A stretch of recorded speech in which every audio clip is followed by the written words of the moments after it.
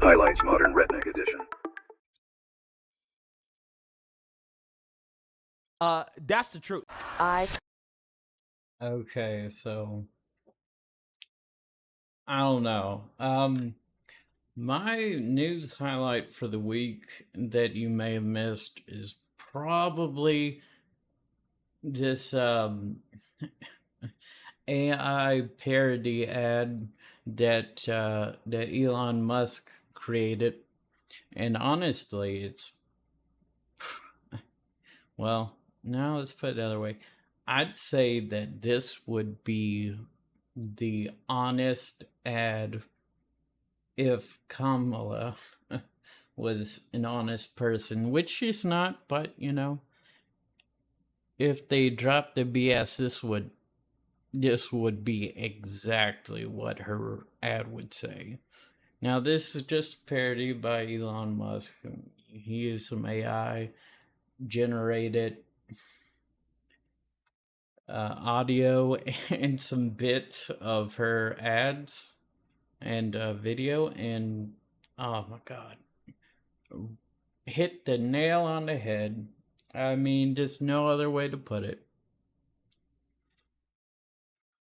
Let's take Kamala Harris and your Democrat candidate.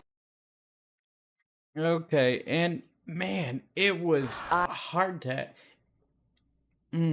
it was hard to actually find this video. In fact, I'm just having to get it off of another video, and it might be taken off or shadow banned. I don't know. So watch it while you can and have a few laughs. I, Kamala Harris, and your Democrat candidate for president, because Joe Biden finally exposed his senility of the debate. Thanks, Joe. I was selected because I am the ultimate diversity hire. I'm both a woman and a person of color. So if you criticize anything I say, you're both sexist and racist. I may not know the first thing about running the country, but remember, that's a good thing if you're a deep state puppet. I had 4 years under the tutelage of the ultimate deep state puppet, a wonderful mentor, Joe Biden. Joe taught me rule number 1, carefully hide your total incompetence. I take insignificant things and I discuss them as if they're significant. And I believe that exploring the significance of the insignificant is in itself significant. Yeah. Definitely my highlight for the week. I mean, it doesn't get much better than that. It also doesn't get more honest than that. Props to Elon. Oh, God. It's crazy, isn't it? I mean, it's been 12 days since Kamala launched her candidacy, and she's lied about Trump's platform, saying that it's the same as Project 2025. And the whole Democrat Party just got together and stabbed old Joe in the back. The left is as corrupt as they come these days. And as they say, no honor among thieves. So, yeah, in fact, here is a great way to put it. Watch this. Of America lies in your hands. In a speech tonight from the Oval Office, pledging to finish out his term in office, but passing the political torch to Vice President Harris, saying, "I revere this office, but I love my country more." I want to get a quick first take from 3 people who've worked with President Biden: David Axelrod, Kate Bedingfield, Van Jones. David, I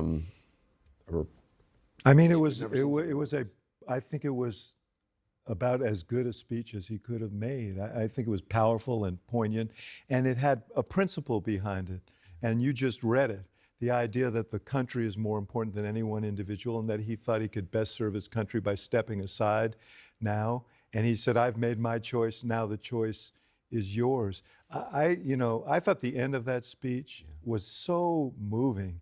The fact that, he is, in fact, a reflection of the greatness of America that this kid from Scranton and Claymont. A kid with a stutter. That's how he Yes, started. yes. Which is so interesting to me that he's president of the United States, and that is the first way he describes himself, a kid with a stutter. Yes.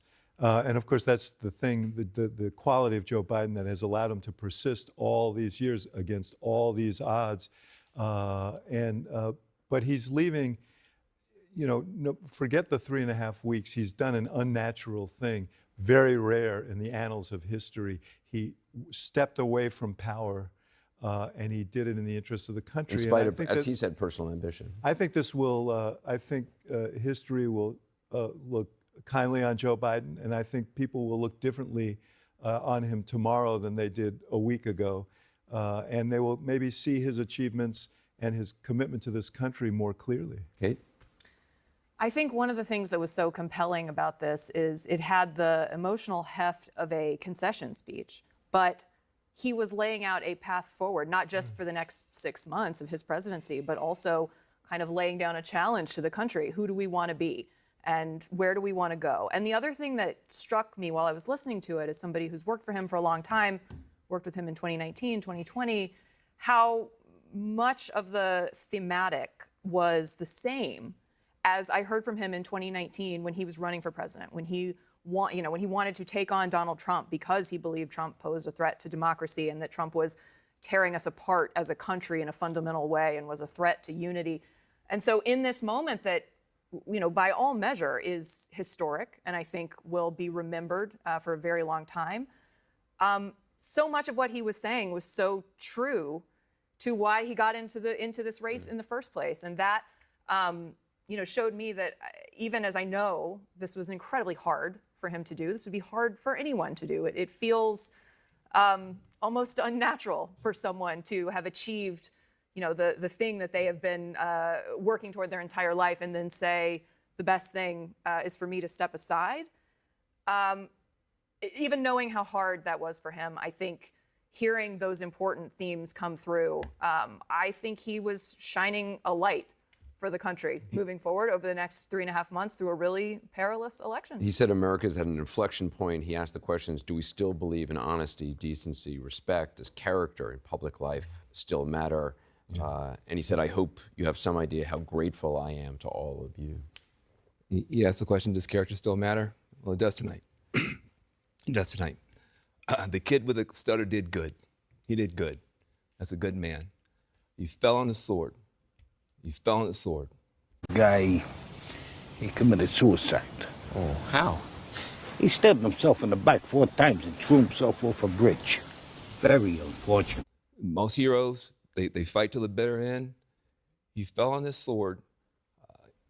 He's an old guy, but the heart's still there. The words aren't as clear, but the love is as clear. The heart is still there. And I think people need to look at this because you had somebody sitting in that chair and he wouldn't give up power no matter what. Wouldn't give up power, let there be an insurrection, wouldn't get out of that chair. Even when the people voted for you to get out of the chair, he wouldn't get out of the chair. And you've got somebody who's sitting in that same chair showing that character does matter, showing that you can have grace, you can put the people first, you can pass the baton, and you're a bigger person for it. You're going to be more loved for it. So you've got 2 examples now of what men with power do and how they act at the end. And you couldn't act any better than Joe Biden. That kid with the stutter grew up. He did a great job for this country, and he's doing a great job tonight. And I love that man. To take into account, Joe Biden has worked his entire life to get into the White House, to become president. As many politicians dream of that their entire lives. He got it. And David, it sounds like, for people on the outside, well, of course he would make the decision to step aside. To Ben's point, not a lot of people would make that decision. The last guy didn't. The last guy didn't. No. I think this is historic for that reason. And it does underscore, I think Van makes the very appropriate point. He is sending a message. No one is bigger than this country. And I think that is a very different message than has been emanating from Donald Trump almost from the beginning, which is the country is me.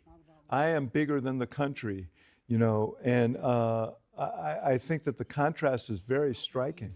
I think this is also, I mean, this is leadership in action. This is leadership by action. I think you have in Donald Trump, somebody who makes everything as small as possible, makes it about him.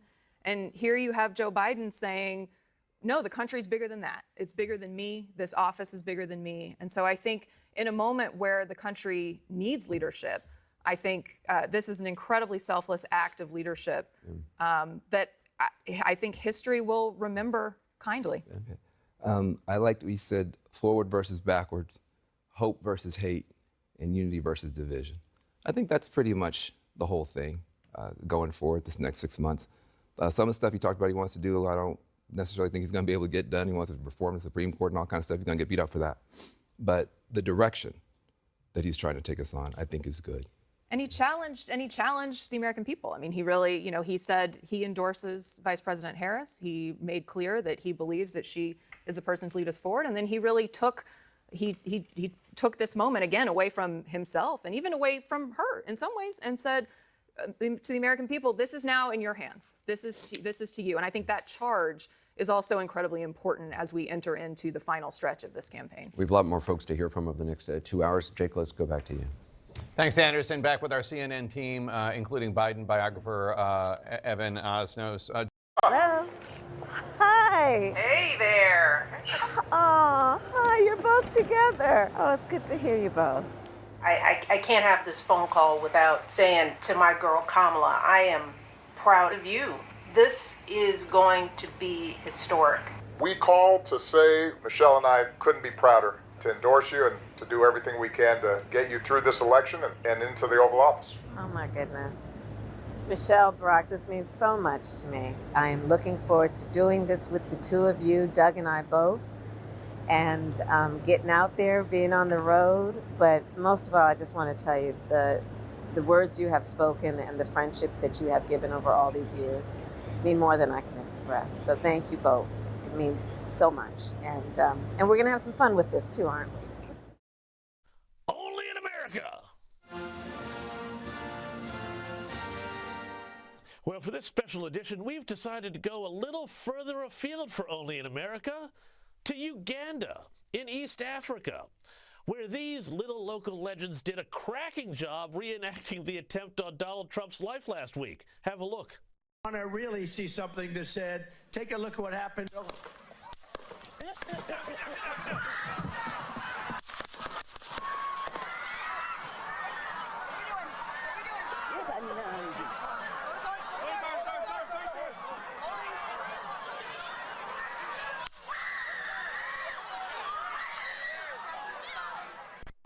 Brilliant job, kids. You just missed the dangerous sloping roof and the lady agent hiding in the back.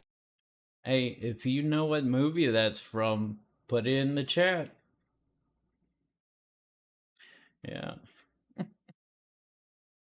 Oh, yeah. Joe Biden definitely fell on his sword.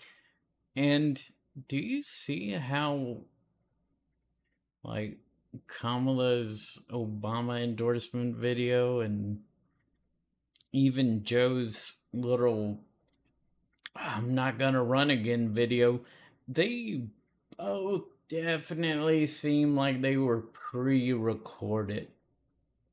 And not just a little bit. I mean, it's so unnatural. Just like her southern accent she tried to put on in Atlanta. Oh, almost as bad as Hillary's. Okay, yeah.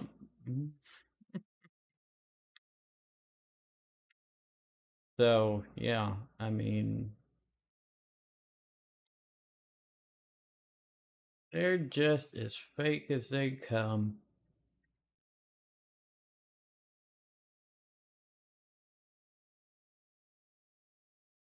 If you want to know more about Project 2025, I did a little bit of research into it, and I can explain it, or at least some of the finer points and how it's different from Trump's actual platform.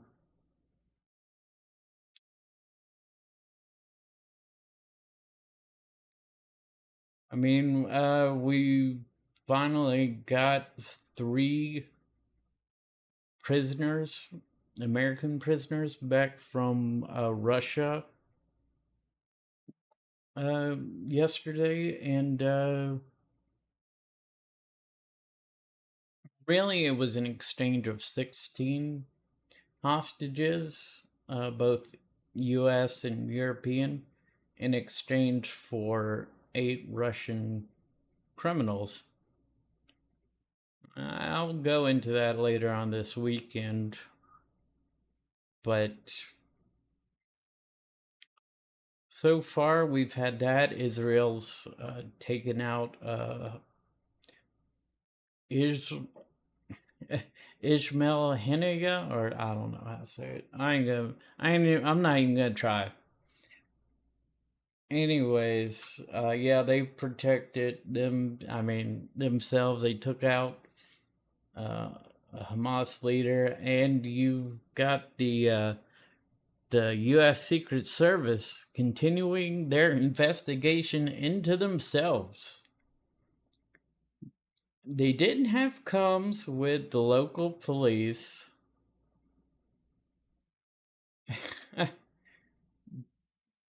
They didn't have anyone on the roof. This kid has a phone that the government can't get into, encrypted accounts, and pro-Biden accounts that are most likely his, as alleged by the tech CEO of Gab accounts. Anyways, so yeah, so this, and he knew how to make improvised explosive devices all by himself. Totally a lone gunman. I mean, he definitely needed those encrypted accounts to talk to himself. Yeah, they weren't trying to hide up their communication with any federal agency or agents or none of that. Nope, impossible. Totally a lone gunman. Something about that doesn't sound quite right. And boy, that guy today seemed to awfully say a lot today in their little press briefing. Yeah, we don't really know any much, and it's nobody's fault, but we take full responsibility. But again, I remind you, it's really nobody's fault, but we should have done better. But it's nobody's fault. Definitely believe them.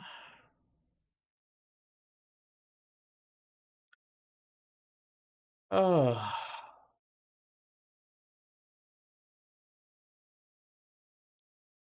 If you haven't seen it, search for Ugandan kids Trump assassination video. They act out like Trump's assassination. These little Ugandan kids, and they looked like they were doing a better job than the Secret Service that day. I mean, oh God, can you believe this?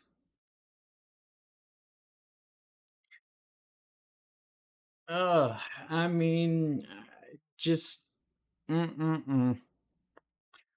Okay, well, that'll be it for the weekend highlights.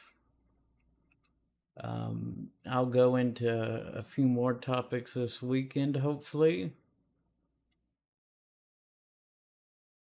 But thanks for watching the Modern Redneck channel. And as always, I'm Ben, the Modern Redneck, and we keep you off the radar but in the loop. Hope you all have a great Friday and the rest of your weekend. Don't forget to like and subscribe. Snipers had been assigned as part of the security for former President Trump. To what extent do you think that factored into what were ultimately shown to be the failures? Just that this was a first time, at least in a while in his capacity as a former president, that they were there on the site. So the novelty of it. Sorry. Sure. So let me just clarify one thing. This was the first time that Secret Service counter snipers, but the former president at campaign rallies has actually been getting state and local resources, so tactical assets, counter snipers from state and locals. So with respect to why they were there in Butler, listen, we evaluate our threat landscape every day. We calibrate based on that threat. We evaluated a threat stream that we have, and we put our Secret Service counter sniper personnel out there. And looking back, it was very fortunate that we did. But the former president will have counter sniper coverage moving forward, as will the president, the vice president, Senator Vance, and then we'll await the eventual Democratic vice presidential nominee. We are going to put full resources out there to make sure that our campaign cadence now is obviously picked up, and we're going to make sure that we have all the resources out there to address any challenges that we have. Thank you. As you're doing this review, are you looking at the days leading up to this event and the instructions that you gave to state and local and federal partners? I know in the past there used to be a PowerPoint presentation that was given before events like this, where people who were part of each unit in the Secret Service would stand up, go through the mission, who was assigned to them, what they'd be doing. I understand that did not happen in this case and hasn't been happening for some time prior. Is that something you think was missing here? Is that something you might review and bring back? And do you also think the Secret Service is too reliant on state, local, and federal partners? I mean, you have almost 2,000 HSI agents helping in events coming this fall. That's a third of their workforce, and it takes a lot from state and locals as well. So first, would you bring back the PowerPoint? Do you think there should have been more planning? And are you too reliant on state and local and other partners? Thanks, Julia. So that will be part of the mission assurance.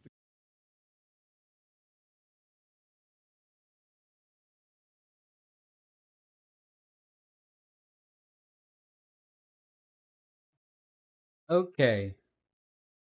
So I did wait a little while to post this video because breaking news, as it was pointed out later on, Trump hasn't had counter snipers, including the whole time that he was on trial in New York for like 6 weeks. He hasn't had counter snipers at all. None of them places, none of the outdoor rallies, he hasn't had counter snipers until this point. And they said it was because of threats from Iran, but he's had threats from Iran for quite a long time now. Like, it's been a few years since they called out Trump and said, we're gonna get him. I mean, yeah, since he prevented Iran from selling their oil and all that, no one was buying any oil from them. I mean, they've been pissed off at Trump, and he's had threats from Iran since then, so for years now. Okay, and so let's review. There were they also didn't have radio comms and were just using text messages to communicate with their local counterparts at the Pennsylvania rally. And the local cops, the local police, they offered the use of a drone. And they just rejected it. They said, we don't need it. Now you start adding up all this, and oh my God, it is the most glaring, blaring, alarming. I mean, just wow. The most clear case of intentional and willful blindness. So yeah, I mean, that really makes me think that they might have been helping that 20-year-old would-be Trump assassin out. Like the feds might have been helping him, because if they've been like this willfully blind intentionally this long, like maybe they were in communication with him, because you don't just know or look up how to make like actual improvised explosive devices. And I mean that's one of the few things that they censor online that, good reason. Like, yeah, they don't just put that out there. Okay? And he's got a phone that the government's having trouble hacking, and the only way we know his actual political affiliations because a tech CEO of Gap comes out and says, "Hey, we got like some Gap accounts, real pro Biden, probably belong to this guy, and they're encrypted." So I mean,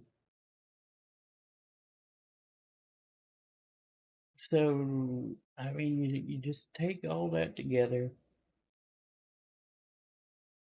and I mean, you just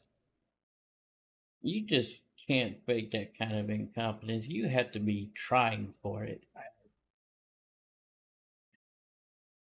Okay, but let's bring down the temperature a little bit. Let's review, Kamala replacing Hillary as the new pantsuit messiah. The media's trying to make her over. Give it a little while. You know what? They'll try to correct and rewrite history and resume so much that they were saying she's not border czar. Maybe they'll start saying, no, she wasn't really vice president. Never know. People are crazy. I don't know what length they won't stop at. I mean, I don't know what length they will stop at, because I don't think they will stop in their pursuit for power. I mean, just the other week they were saying, oh, we probably need to get rid of her off the ticket if Joe's going to have a chance of winning. Then everyone saw what we all knew for a long time, that Joe was in severe cognitive decline and probably has dementia. And since those early dementia days in the campaign, has probably developed Parkinson's as well. That's not good. Not good at all, you guys.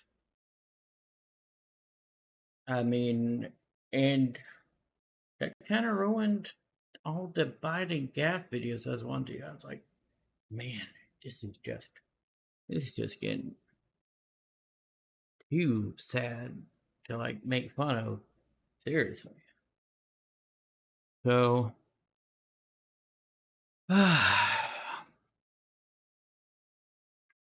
yeah, Secret Service is investigating itself, and it's going pretty slow. And to that I say, duh. Yeah, they'll get to the bottom of it real quick. Okay, have a good weekend, y'all. And thanks for watching. Don't forget to like and subscribe. This has been the Modern Redneck. Peace out. Off the radar, but in the loop.